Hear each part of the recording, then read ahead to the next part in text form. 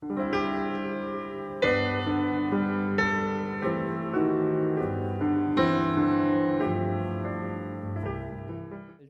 26절에서 이제 40절까지이지만 이 시간 받들어 읽는 것은 29절까지만 있습니다. 한 절씩 교독하겠습니다. 주의 천사가 빌립에게 말하여 이르되 일어나 남쪽으로 가서 예루살렘에서 가자로 내려가는 길로 가라 하였는데 그곳은 사막이니라.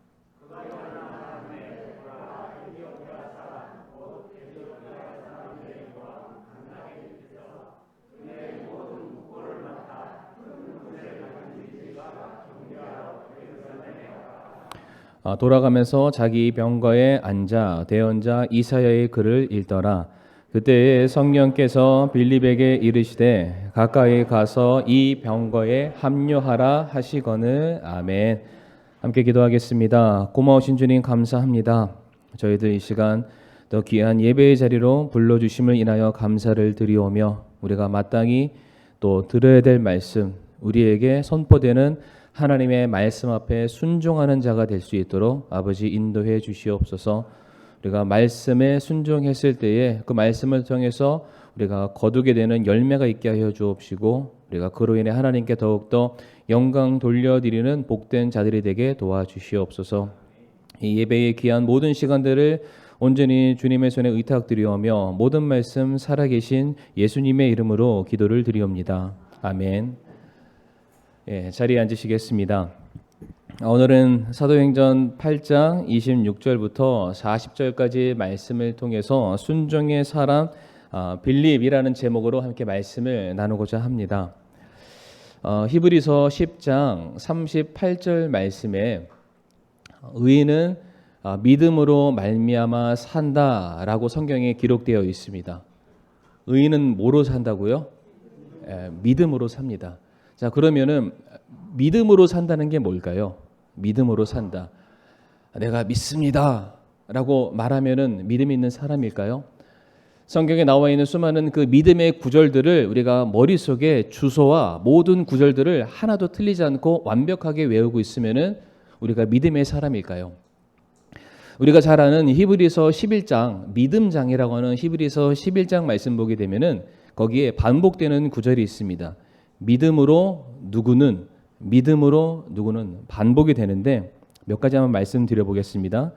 믿음으로 아벨은 제사를 드리고 믿음으로 노아는 방주를 예비하고 믿음으로 아브라함은 본토 친척 아비의 집을 떠났고 심지어 유일한 아들 이삭까지 바쳤고 믿음으로 모세는 이집트의 왕위를 포기하고 자기 민족을 위해 고난을 택하고 라고 되어 있습니다. 믿음이 뭔가요? 믿습니다 라고 말하면 믿음일까요? 믿음에는 그에 따르는 행동이 수반되어 있습니다. 믿음에는 하나님의 말씀을 내가 들었다면 그것을 믿는다면 그 말씀대로 살아가는 순종의 모습이 반드시 나올 수밖에 없다. 다른 말로 누가 믿음이 있는 사람이냐, 정말로 누가 믿음이 월등한 사람이냐, 그것은 그 사람이 순종하는 사람인가, 그리고 그 사람이 얼마만큼 순종하는가가 그 사람의 믿음을 대변해 줄 수 있다라고 말씀을 드리고 싶습니다. 우리 성도님들 믿음의 사람이십니까? 반대로 말씀해 볼까요? 우리 성도님들 순종의 사람들이십니까? 여기서는 아멘을 잘 못하시네요. 믿음이 있는 건 내가 알겠는데 순종하는 것까지는 모르겠다. 이러면 이제 설교가 진행이 안 됩니다. 잘 한번 생각해 보시길 바라면서 오늘 본문에 나와 있는 빌립이 정말로 누구보다 순종의 사람이었음은 정말 두말할 여지가 없습니다. 우리가 빌립의 순종의 모습을 살펴보면서 과연 무엇이 순종인가? 그리고 순종을 하게 되었을 때에 어떠한 열매들이 거두어지게 되는가, 어떠한 역사가 일어나게 되는가를 오늘 말씀을 통해서 세 가지로 한번 살펴보겠습니다. 첫 번째, 순종이란 무엇인가? 말씀대로 행하는 것이 순종입니다. 한번 따라해 볼까요? 시작. 말씀대로 행하는 것이 순종입니다. 아멘. 오늘 본문 26절 말씀 보게 되면은 이제 하나님께서 주의 천사를 빌립에게 보내셔서 주의 천사로 하여금 빌립에게 어떠한 메시지를 전달을 하십니다. 우리가 읽었던 내용 그리고 우리가 아는 내용처럼 하나님께서는 빌립 보고 저기 가자로 향하고 있는 에디오피아 내시를 만나서 그에게 필요한 메시지를 전달해 주어라라고 명령을 하십니다. 그리고 29절 말씀 오늘 읽으셨지만은 그 말씀 보게 되면은 이제 빌립이 그 에디오피아 내시를 만나게 되고요. 그 이후의 말씀들을 보게 되면 우리가 아는 것처럼 하나님의 말씀을 풀어서 설명해 주므로 그 에디오피아 내시가 구원받고 하나님의 자녀가 되는 귀한 사건들이 기록되어 있습니다.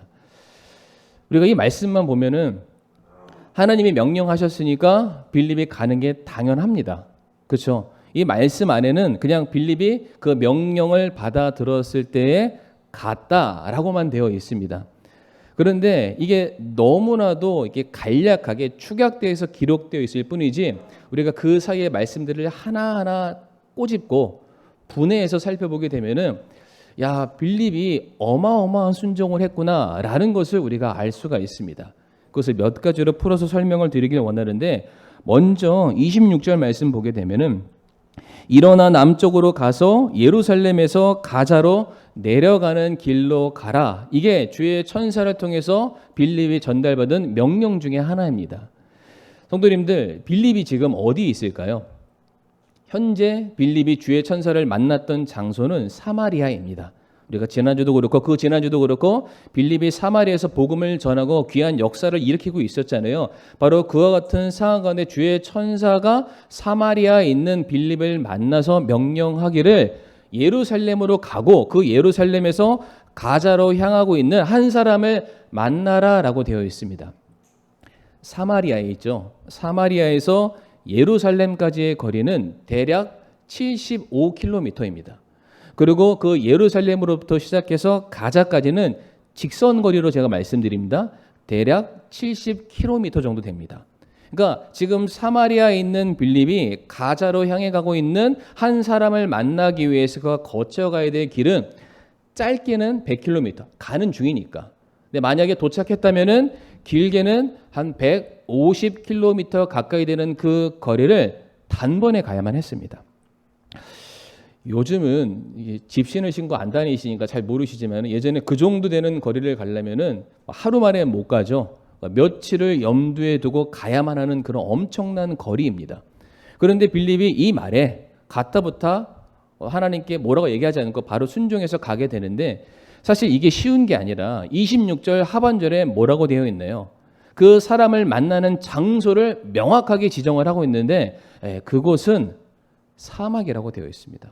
광야라는 거죠.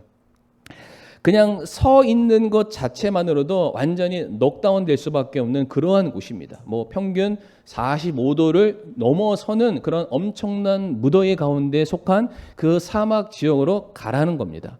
서 있는 것도 힘들고요. 거기서 달려가는 것은 더더욱 더 힘듭니다.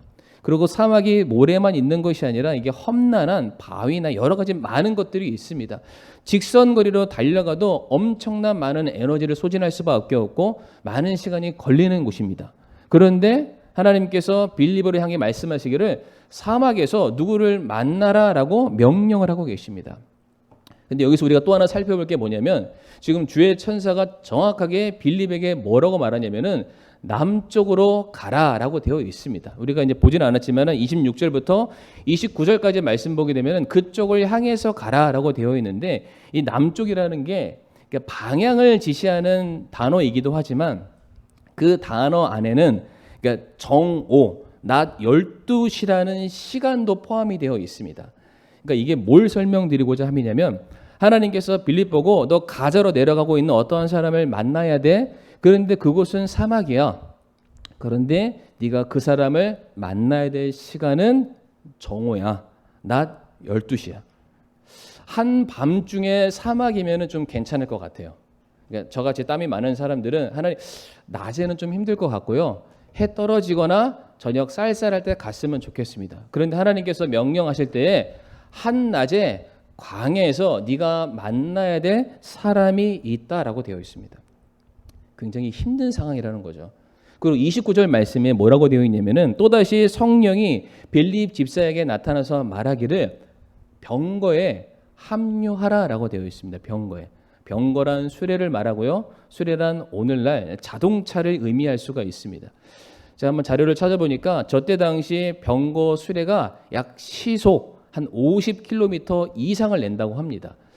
우리 성도님들 혹시 영화 배너 보셨나요? 배너? 예, 거기서 보면은 전차를 타고 막 경주하는 그 엄청나게 속도가 빠르잖아요. 그게 최저 속도가 약 50km라고 합니다. 근데 사람으로서 가장 빠른 사람이 현재 우사인 볼트잖아요. 근데 그 사람이 달리기를 했을 때 100m만 딱 국한해서 말씀드리면은 그 기간에서는 약 45km 정도의 속도를 낸다고 합니다. 그러니까 해볼만 하겠죠. 우리가 우사인 볼트면은. 그런데 지금 술에 병거는 50km 이상으로 계속 달려가고 있고 지금 주의 성령이 빌립에게 말하기를 저거 쫓아가서 합류하라는 겁니다. 그러니까 택시를 잡는 것처럼 손을 딱 들면은 병거가 내 앞에 서는 게 아니라 병거는 자기의 길을 가고 있어요. 나는 그 병거를 쫓아가서 그 안에 타야만 합니다. 성도님들 이게 쉬운 일인가요? 어려운 일인가요? 어려운 일이죠. 갑자기 우리 성령님께서 우리 여기 계신 모치님 중에 한 분에게 딱 임해서 저기 지나가는 차를 한 대 잡아라. 절대로 못합니다. 힘들다는 얘기인 거죠. 근데 그러한 상황 가운데 빌립이 순종해서 그 병거에 오르게 됩니다. 자, 그런데 병거에 탔는데 누구를 만났습니까? 에디오피아 내시를 만났습니다. 이방인을 만난 거예요. 피부 색깔이 전혀 다른 사람을 만난 겁니다. 성도님들 우리가 성경을 통해서 아시지만은 유대인들 하나님의 백성들에게 있어서는 그 신앙에 대한 종교적인 자부심이 있습니다. 우리는 하나님께 택함 받은 사람이고 하나님의 민족이고 거룩한 백성이다. 그래서 성경 말씀 보게 되면은 감히 이방 사람과 함부로 결혼하지도 않았고요. 이방의 풍습을 받아들이지도 않았습니다. 철저히 세상과 구분되려 했던 사람들이 유대인들입니다. 그래서 심지어 자기와 동일한 혈통과 족보를 가지고 있는 사마리아인들을 바라보면서 그들이 외국 사람과 결혼함으로 말미암아 그 혈통을 희석시켰다는 이유만으로 유대인들이 사마리아 사람들을 개, 돼지, 짐승 취급을 했습니다. 그러니까 그러한 어떤 정신과 사상을 갖고 있는 사람이 지금 에디오피아 넷이 쉽게 얘기해서 피부가 검은 사람을 만난 겁니다. 어땠을까요? 굉장히 거북스러웠을 겁니다. 특별히 민수기 12장 말씀 보게 되면은 미리암이 모세를 저주하고 비방하는 장면이 있습니다. 그런데 미리암이 모세를 저주했던 이유는 딱 하나입니다. 뭐였냐면은 네가 구스 여인 에디오피아 사람과 결혼했다. 하나님의 자녀가 하지 말아야 될 이방인과 혼음을 했다. 이거 잘못됐다. 미리암이 저주할 정도로 터부시 여기고 배척했던 사람이 에디오피아 사람 이방인이었습니다. 그런데 그 병거에 올라탔을 때 빌립이 만난 사람이 바로 이 사람인 거예요. 그러니까 아무것도 모르고 순종해서 올라갔는데 막상 올라가서 타봤더니 이방인인 거예요. 그런데 이 사람에게 뭘 전해야 되나요? 하나님의 말씀을 지금 전해야만 하는 그런 상황이 되겠습니다. 성도님들, 저를 한번 보시고요. 지금 이 과정들이 처음에는 굉장히 순조로운 것 같았죠. 명령했을 때 가서 만났다. 근데 이것을 쪼개서 살펴보니까 이게 쉬운 일인가요? 어려운 일인가요?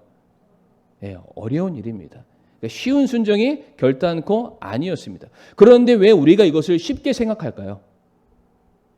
빌립이 두말하지 않고 이 모든 하나님의 말씀에 그대로 순종을 했기 때문입니다. 하나님, 제가 왜 가야 하나요? 하나님, 왜 제가 지금 가야 하나요? 하나님, 왜 밤이 아니라 낮에 가야만 하나요? 하나님, 제가 왜 그 시간까지 꼭 그곳을 맞춰서 달려가야만 하나요? 하나님, 왜 제가 저와는 전혀 다른 저 사람을 만나서 굳이 힘들게 귀찮게 수고스럽게 왜 하나님의 말씀을 전해야만 하나요? 이런 부분들에 대해서 이런 반구도 없습니다. 그저 하나님이 내게 주신 명령에 순종하는 모습만 보였기 때문에 우리가 이 장면을 바라보면서 야, 빌립의 순종은 너무나도 자연스러운 것이고 빌립의 순종은 너무나도 쉬운 것이야 라고 우리가 받아들이게 된다는 것입니다. 사랑하는 성도님들, 빌립은 하나님 앞에 순종했습니다. 순종했을 때에 자기의 생각과 자기의 기준을 가지고 어떤 것은 순종하고 어떤 것은 순종하지 아니하고 이렇게 했던 것이 아니라 모든 하나님의 말씀을 그대로 다 순종하였습니다. 하나님의 말씀에 순종한다는 그 의미는 하나님에 대한 확신이 있음을 의미하는 것입니다. 하나님께서 내게 말씀하신 모든 것들, 이 모든 것들이 합력하여 선으로 이루어지게 된다는 분명한 믿음이 그에게 있었기 때문에 빌립은 하나님을 향해서 왜 해야 되나요? 라는 말씀을 거둔 채 내게 주신 모든 말씀에 순종하게 되었다는 사실입니다. 마찬가지로 우리 사랑하는 성도님들, 하나님께서 모든 것을 주관하시는 분이시고 하나님께서 모든 것을 계획하시는 분이시고 하나님께서 주관하시고 계획하신 모든 일들을 성취하는 분이시며 하나님께서 우리가 생각하는 것보다 더 뛰어나시고 탁월하신 분이심을 성도님들이 믿으신다면, 아울러서 하나님께서 천지 우주 모든 만물을 창조하시는 나의 주관자이시오 나의 아버지요 나의 왕이심을 성도님들이 믿으신다면 피조물인 우리들이 해야 될 반응은 하나밖에 없습니다. 정답이 나와 있죠? 순종하는 것입니다. 순종. 고린도전서 4장 2절의 말씀 보게 되면 또한 청지기들에게 요구되는 것은 신실한 사람으로 드러나는 것이다 라고 되어 있습니다. 하나님께서 종들과 자기 일꾼들을 어디에 보내셨을 때 야, 나 아무런 계획 없다. 네가 알아서 뭐 좀 한번 해봐라. 이렇게 말씀하지 않으십니다. 하나님은 누군가를 보냈을 때에는 이미 다 계획이 있으십니다.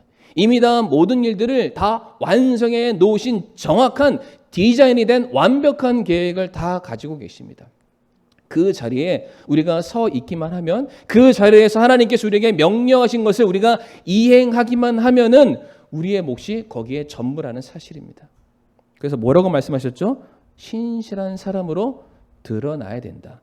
신실하다는 게 다른 의미가 아닙니다. 내게 주어진 말씀 그대로만 행하면 된다. 마태복음 5장 16절에도 이와 같은 말씀이 있습니다. 우리가 같이 한번 읽어보겠습니다. 시작. 이와 같이 너희 빛을 사람들 앞에 비추어 그들이 너희의 선한 행위를 보고 하늘에 계신 너희 아버지께 영광을 돌리게 하라. 아멘. 뭐를 보이라고 되어 있죠? 너희의 선한 행위를 보이라. 근데 성도님들, 여기서 선한 행위라는 것이 옆에 있는 사람한테 잘생겼어요, 착하게 생겼어요, 내가 가지고 있는 선물 하나 주는 이런 게 선한 행위가 아닙니다. 성경 말씀 보게 되면 모든 사람들은 다 죄인이에요. 이 죄인이 잉태하고 배출해낼 수 있는 결과는 성도님들 결코 선한 것이 될 수 없습니다. 그러니까 우리는 선한 의도를 가지고 뭔가를 행하겠지만은 그 선함을 기준해서 내가 인기와 명예와 인정을 내가 받으려 한다면 성도님들 그 선함 역시 악한 것이 될 수밖에 없습니다. 그렇다는 것은 우리의 선함은 나의 선함이 아니요 하나님의 선함입니다. 하나님께서 우리에게 명령하신 것을 세상에 드러내는 것, 그것을 순종함으로 사람들에게 보여줬을 때 사람들이 나라는 사람을 통해서 누구를 바라보게 되냐면은 선하시고 능력 많으시고 전능하신 하나님을 바라보게 되는 것입니다. 그것이 부름받고 보냄을 받은 종, 우리들의 사명이자 몫이다. 그러한 차원에서 빌립은 순종의 사람으로 불림을 받았는데 왜 그랬습니까? 하나님의 모든 말씀에 그가 순종하는 사람이었기 때문입니다. 그러한 차원에서 우리 성도님들은 하나님 앞에서만큼은 예스맨이 되기를 바랍니다. 아멘이신가요? 다시 한번 하겠습니다. 하나님 앞에서는 예스맨이 되시길 바랍니다. 아멘. 예스맨이 아니라 아멘맨인가요? 정말로 모든 말씀 다 하나하나 아멘으로 순종하시기를 간절히 바라겠습니다. 두 번째, 우리가 순종을 하게 되었을 때에 우리 믿음의 분량이 커지게 됨을 우리 성도님들 잊지 마시기를 바랍니다. 이제 지금 본문에서 빌립이 에디오피아 내시를 지금 만나러 가고 있는데, 만나러 가기 전에 빌립이 주의 천사에게 말씀을 들었을 때에 빌립의 현재 상황이 어땠습니까? 그러니까 주의 천사가 빌립에게 나타났을 때 현재 빌립의 모습은 사마리아에 가서 굉장히 놀라운 업적을 이루고 있는 상황이었습니다. 그러니까 사마리아 살고 있는 모든 사람들에게 한 번도 복음을 듣지 못했던 사람들에게 찾아가서 복음을 증거하게 되었을 때 그들이 자유함을 얻고 소망 없고 기쁨이 없는 그 도시에 그 동네에 큰 기쁨이 있었다라고 되어 있습니다. 그 일의 중심에 지금 빌립 집사가 서 있습니다. 뿐만 아니라 지난 시간에 말씀드렸던 것처럼 마술사 시몬이라는 당시에 유력하고 능력 있는 사람, 야 하나님의 능력이 저 사람에게 있네 라고 인정받던 그 사람마저도 빌립의 제자가 되기로 막 따르는 그런 상황이었습니다. 그러니까 지금 뭔가 다른 사람들한테 인정받고 대접받고 거기에서 뭔가 또 다른 제2, 제3의 일들을 다시금 계획해 볼 수 있을 만한 굉장히 좋은 기반이 지금 닦여 있는 상황입니다. 자, 그런데 그때 바로 그 자리에 서 있는 빌립 집사를 향해서 주의 천사가 왔습니다. 그리고 26절에 뭐라고 되어 있나요? 천사가 빌립에게 이르되, 노란색 글씨 뭐라고 되어 있죠? 일어나. 잠자고 있는 자 일어나, 일어나, 일어나. 이 일어나 뜻이 뭐냐면 그냥 내가 바닥에 앉아 있으니까 일어나 이런 뜻이 아닙니다. 일어나다는 뜻이 무엇이냐면은 내가 웅크려져 있거나 절망 가운데 납작 엎드려져 있거나 아니면은 그 영적으로 죽어 있는 상태의 사람을 향해서 너 지금 일어나야 된다라는 그런 뜻입니다. 특별히 이 일어나다라는 단어가 언제 사용되었냐면은 그 죽었던 야이로의 딸을 향해서 주님께서 딸아 일어나라 했을 때 그 동일한 단어를 주의 천사를 통해서 하나님이 지금 빌립에게 말씀하고 있습니다. 빌립아 뭐 하라고요? 일어나라. 무슨 뜻일까요? 지금 빌립이 어딘가에 지금 주저앉았다는 뜻입니다. 그러니까 겉으로 보여지기에는 뭔가 많은 업적들을 이뤘고 대단한 일들을 할 수 있을 만한 그런 사람으로 인정받아서 다른 사람들이 막 추앙하고 막 칭송하는 그러한 상황이지만은 그 빌립을 바라보시는 하나님의 관점에서는 빌립은 죽어 있는 자와 같았습니다. 왜 그럴까요? 성도님들, 왜 빌립이 사마리아까지 이렇게 쫓김을 당했죠? 예루살렘에 큰 핍박이 있었기 때문에. 성도님들, 왜 예루살렘에 큰 핍박이 있었을까요? 사도행전 1장 8절 말씀 보게 되면은 너희가 오직 성령이 너희에게 임하시면 권능을 받아서 예루살렘과 온 유다와 사마리아와 땅 끝까지 너희가 내 증인이 되어야 된다는 주님께서 놀라운 사명을 우리에게 맡겨주셨습니다. 그런데 사도행전 8장에 이르기 전까지 수많은 이스라엘 백성들은 성령의 역사를 경험했고 그것을 능력을 발휘하는 그런 여러 가지 역사의 현장 가운데 그들이 서 있었지만 여전히 그것을 그들이 살고 있는 예루살렘이라는 성곽 안에만 그들이 그냥 움켜쥐고 있었어요. 그러니까 안 되잖아요. 이 하나님의 사역이 더 확장되어서 아직 주님을 알지 못하고 복음을 접하지 못해서 죽음 가운데 헤매고 있는 사람들에게도 전해줘야 되는데 그것이 예루살렘이라는 울타리 안에 꼭꼭 닫혀 있으니까 그 물꼬를 터버리신 거예요. 나가야 된다. 그 은혜가 흘러 넘쳐서 다른 사람들에게 전달돼야 된다. 그래서 그 물꼬를 깨셔서 드디어 빌립이 그 밀림에 당해서 사마리아까지 왔는데 사마리아 와서 빌립의 모습을 보니까 다시 거기에서 정착하려는 모습이 있는 거예요.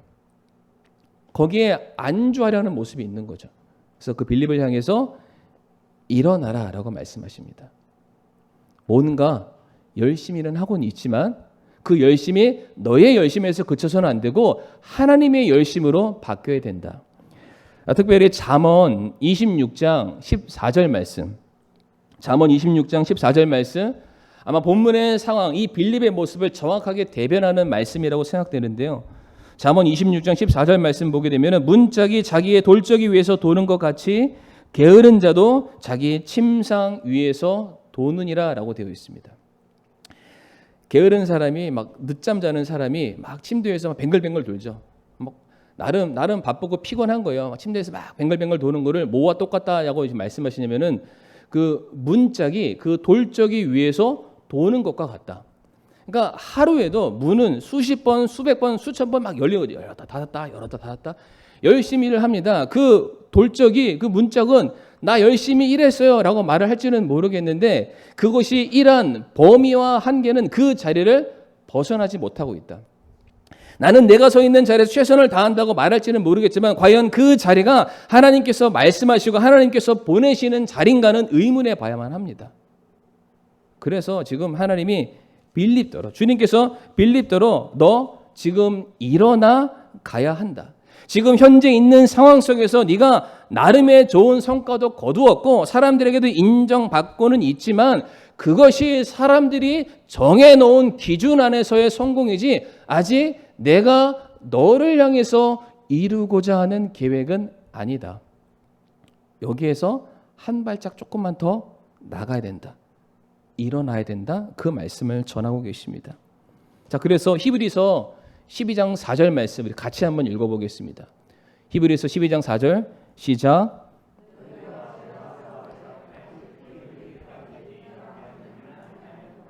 아멘. 너희가 죄와 싸우되 너희가 말씀대로 순종해서 세상을 향해서 담대하게 복음을 외치고 하나님의 자녀로서 살아가되 아직은 피 흘리기까지 아직은 100% 아직은 온전하게 너희들의 삶이 드려진 것이 아니다. 이 얘기는 하나님께서 우리들이 지금까지 살아왔던 섬김의 모습을 무시하고 터부시 여기는 것이 아니라 아직은 네가 더 달려가야만 한다.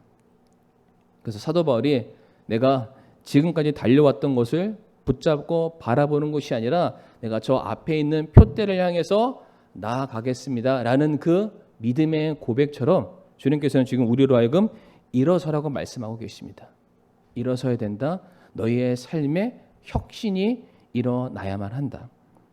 그래서 창세기 22장 3절 말씀 보게 되면은 아브라함이 아침에 일찍 뭐라고 되어 있나요? 일어났다. 이 말씀 배경 설명 안 드려도 너무 잘 아시죠? 그의 사랑하는 외아들, 그 아들을 네가 바쳐라 라는 하나님의 말씀이 아브라함에게 임했을 때 아브라함 하나님 왜요? 아니 그렇게 내 나이 100세 될 때 그렇게 간신히 주던 그 아이를 왜 이제 와서 다시 바치라고 하시나요? 이런 말 하지는 않았습니다. 아니 하나님 제가 바치겠습니다마는 내 아이가 조금 더 자라서 내가 뭔가 내 눈에 내 아이를 향해서 기대했던 그 모습을 보고 난 다음에 뭔가를 하면 안 될까요? 이렇게 말도 하지 않았고 아니 하나님 아들 대신에 저를 드리면 안 될까요? 이런 말도 하지 않았습니다. 하나님의 명령이 임했을 때 아브라함은 주저하지 않고 일어나서 하나님의 말씀 그대로 아들을 바치는 그 장면 가운데 아브라함이 누구를 봤습니까? 준비하시는 하나님. 개역 성경에서는 여호와 이레라고 되어 있는데 바로 그 하나님의 놀라우신 손길을 보게 되었고 하나님께서도 아브라함에게 네가 내 말에 순종하는지를 내가 이제 알았다라고 말씀하셨고 이 이후로는 하나님이 아브라함의 인생 가운데 그를 더 이상 시험하지 않으셨습니다.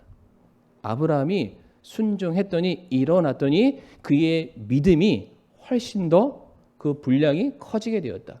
마찬가지로 야곱도 창세기 35장 1절과 3절 말씀 보게 되면은 하나님께서 야곱에게 이르시되 일어나 베델로 올라가라라고 명령하시자 3절에 우리가 일어나 베델로 올라가자라고 말합니다. 하나님께서 야곱을 향해서 너 인생을 향해서 내가 계획한 것이 있으니까 지금 있는 자리가 아니라 너와 나와 처음 만나서 약속했던 언약이 성취되었던 그 베델의 자리로 가야 된다. 야곱이 네 하고 올라가죠. 그 이후에 성도님들 잘 아시는 것처럼 야곱이 야곱으로 불림받지 않습니다. 야곱 이름이 뭐로 바뀌나요? 이스라엘로 바뀌게 됩니다. 하나님이 친히 함께 하시는 하나님이 대신해서 싸워주시고 하나님이 보증하는 인생으로 바뀌게 되었다는 사실입니다. 그리고 더 중요한 거 우리 예수님께서도 하나님의 말씀에 순종해서 일어나셨습니다. 요한복음 14장 31절 말씀 우리가 다 같이 한 목소리로 읽어보겠습니다. 요한복음 14장 31절 말씀 시작.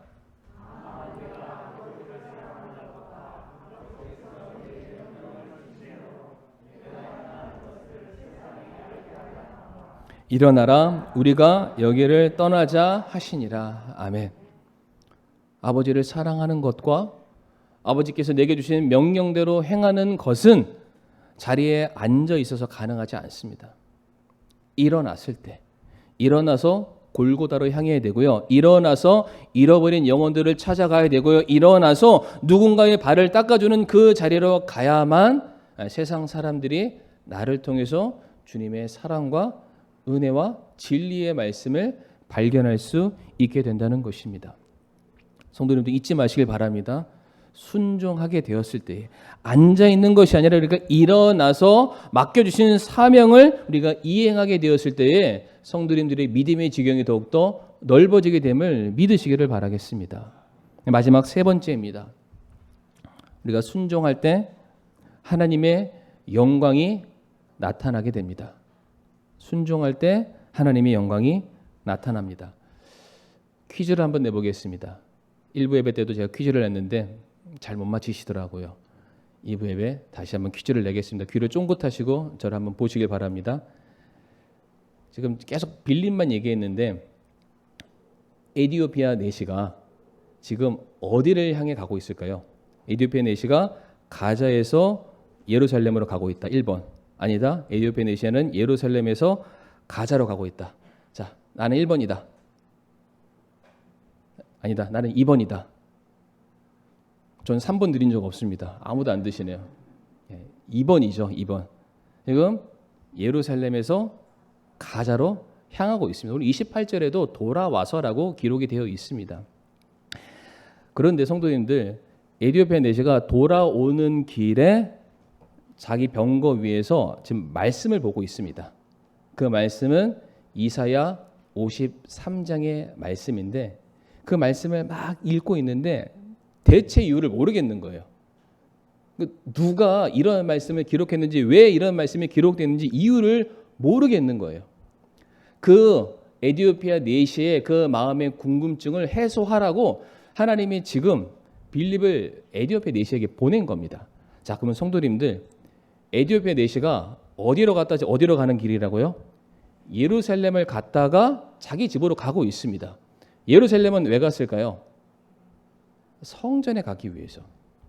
잘 생각하셔야 돼요. 이게 무슨 말씀이냐면 에디오피아 내시입니다. 내시. 이 내시는 우리가 생각하는 그런 환관이 맞는데 말씀도 보게 되면 국고를 가지고 있는, 거의 말해서 왕 다음 가는 권력을 가지고 있는 사람입니다.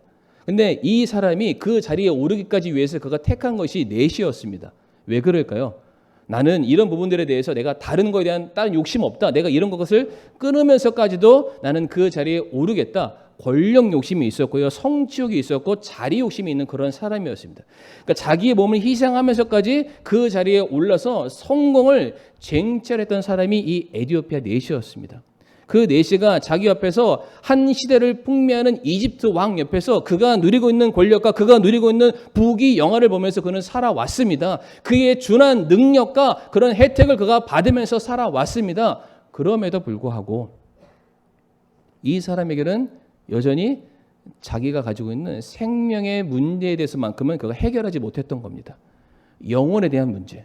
그러니까 이것을 해결하기 위해서 저 예루살렘에 메시아라는 분이 있었다고 하는데 그분을 만나서 내 인생의 문제를 해결하기 위해서 이 사람이 자기가 가지고 있는 지위를 다 내려놓고 예루살렘으로 향했던 것입니다. 자, 그런데 예루살렘으로 향했으면, 예배를 드렸으면, 메시아를 만났으면은 더 이상 이사야 53장의 말씀 가지고 궁금해할 필요가 없잖아요. 거기에 나와 있는 내 죄를, 내 짐을 대신 지신 분이 예수라는 것을 알 수밖에 없잖아요. 그런데 그 사람이 돌아오는 길에도 여전히 말씀을 펴서 이 53장의 주인공이 누구냐라는 의문을 가지고 있었다는 것은 성도님들, 이 사람이 예루살렘에서 예수님을 못 만났다는 얘기입니다. 아니, 예루살렘 성전 가서 그가 가지고 있는 삶의 문제를 해결받지 못했다는 것을 의미하고요. 더 중요한 것은 이 사람이 예루살렘까지는 갔지만 성전 안에는 못 들어갔다는 얘기입니다. 왜 못 들어갔을까요? 이 에디오피아 내시가 왜 성전에 못 들어갔을까요? 제가 말했던 얘기에 다 답이 나와 있습니다. 내시여서 못 들어갔습니다. 그의 몸에 뭔가 문제가 있었기 때문에, 장애가 있었기 때문에, 질병이 있었기 때문에, 죄가 있었기 때문에. 성경 말씀 보게 되면 성전 안에는 온전한 사람만 들어갈 수 있습니다. 죄 있는 사람, 질병 있는 사람, 눈이 먼 사람, 어떠한 사람 다 들어갈 수 없습니다. 우리가 이미 앞에 살펴봤었던 사도행전 3장에서 성전 미문 앞에 앉아있었던 앉은 병이 역시 성전 안에는 못 들어갔습니다. 그런데 그가 온전함을 얻게 되었을 때 드디어 그 나은 두 발로 그 안을 뛰어 들어가는 거죠. 그러니까 지금 에디오피아 내시도 주님을 만나서 자기의 삶의 문제를 해결받기 위해서 성전에 갔는데 내가 가지고 있는 삶의 문제 때문에 그 성전에서 지금 천대받고 돌아오는 길이었습니다. 그럼에도 불구하고 메시아를 만나고자 하는 간절한 소망이 있으니까 그 말씀 펴서 계속 보는 거예요. 대체 뭘까? 대체 뭘까? 내가 내 죄의 문제, 내 생명의 문제를 어떻게 해야 내가 해결할 수 있을까? 계속 고민하는 가운데 말씀을 보고 있었던 거죠. 그때 빌립 집사가 그 내시한테 찾아와서 말씀을 풀어서 설명을 해주게 됩니다.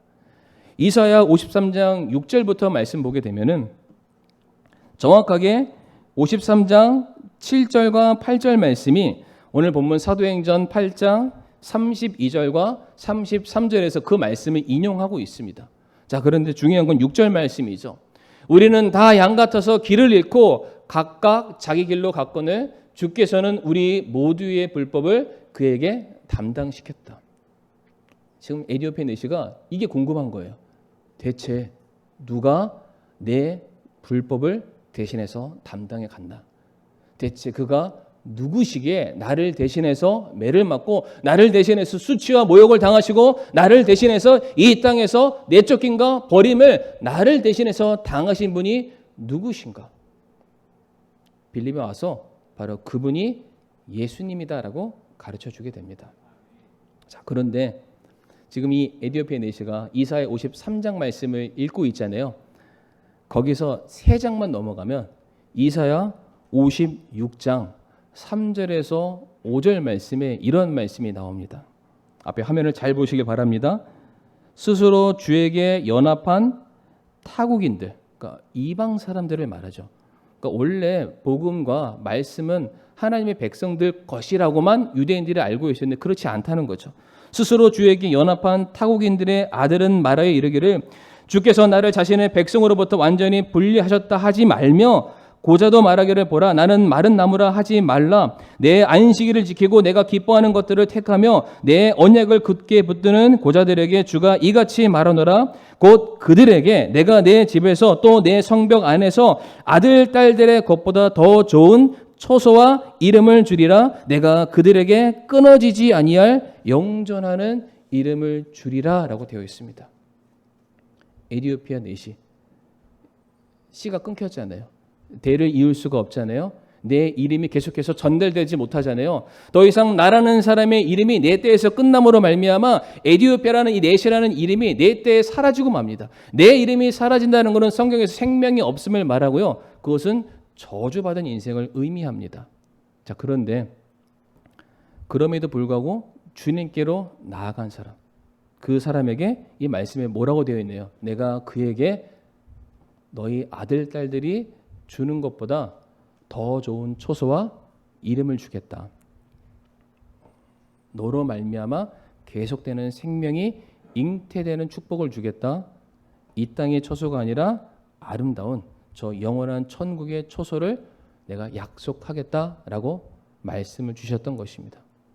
그러니까 에디오피아 내시가 이 말씀을 읽으면서 나 같은 사람도 이렇게 놀라운 회복이 될 수 있는 은혜를 주신 나를 대신해서 죄의 짐을 지신 어린 양이 누구였을까 궁금했었는데 그것이 빌립 집사를 통해서 해결이 된 겁니다. 그래서 오늘 본문 37절에 빌립이 뭐라고 말하나요? 빌립이 이르되 만일 그대가 마음을 다하여 믿으면 받을 수 있느니라 하니 그가 응답하여 이르되 예수 그리스도께서 하나님의 아들이심을 내가 믿노라 라고 고백합니다. 빌립 집사의 순종을 통해서 드디어 성경 말씀이 이 한 인생에게 적용되고 역사하는 놀라운 은혜가 일어나게 된 것입니다. 그런데 참 신기한 것은 시편 68편 31절에 이러한 말씀이 기록되어 있습니다. 통치자들이 이집트에서 나오리니 에디오피아가 하나님을 향하여 곧 자기 손을 내밀리로다. 예언의 말씀이 지금 실제 오늘 본문 에디오피아 넷이 인생 가운데 이루어지게 되는데 이것이 누구로 말미암았습니까? 순종하는 한 사람 빌립 집사를 통해서 하나님의 영광이 선포되었고 하나님의 말씀이 성취되는 역사가 일어나게 된 것입니다. 순종은 하나님의 영광을 드러내는 것이고요. 순종을 통해서 말씀이 성취되는 기쁨을 우리가 맛보게 된다는 것입니다. 그래서 말씀을 마무리하겠습니다. 우리 사랑하는 성도님들, 우리 성도님들은 순종의 자녀가 맞으십니까? 믿음 있노라 라고 우리가 고백한다면 그에 상응하는 순종의 모습이 반드시 우리들의 삶에 뒤따라야만 할 것입니다. 오늘 빌립보서를 통해서 우리가 세 가지 메시지 꼭 기억하시길 바랍니다. 순종은 말씀 그대로 행하는 것이 순종입니다. 우리가 순종했을 때에 우리의 믿음의 지경이 넓어지게 되는 것이고요. 우리가 순종하는 바로 그 자리에 하나님의 영광이 선포가 될 것입니다. 그러므로 우리 사랑하는 성도님들 자리에 앉아 계시지 마시고 일어나셔서 주의 말씀을 실천하시는 행하시는 저와 사랑하는 성도님들이 되기를 간절히 바라겠습니다. 이 시간 함께 머리 숙여 기도하겠습니다.